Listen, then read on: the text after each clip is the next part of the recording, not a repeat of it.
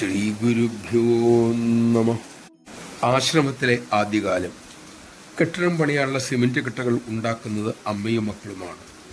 ചേർക്കേണ്ട മണലും സിമന്റും വെള്ളവും അമ്മ പലയാവർത്തി അവരെ പറഞ്ഞു കേൾപ്പിച്ചു.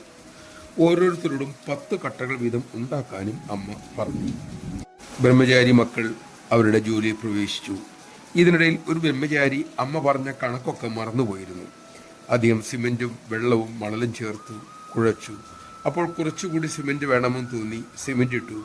അപ്പോൾ മണൽ കുറഞ്ഞെന്ന് തോന്നി മണൽ കുറെ കൂടി ഇട്ടു. ഒടുവിൽ മിശ്രിതം തയ്യാറാക്കി കഴിഞ്ഞു.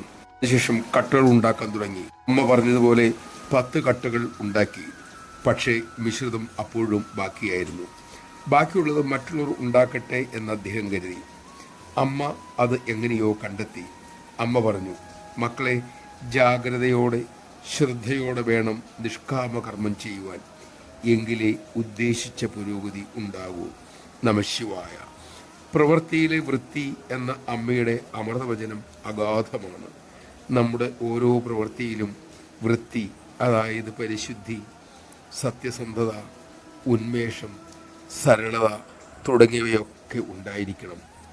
അപ്പോൾ മാത്രമേ ഏത് പ്രവൃത്തിയും ഈശ്വര പൂജയാകൂ, അമ്മയ്ക്ക് സന്തോഷമേകൂ. നമുക്കതിന് സാധിക്കട്ടെ.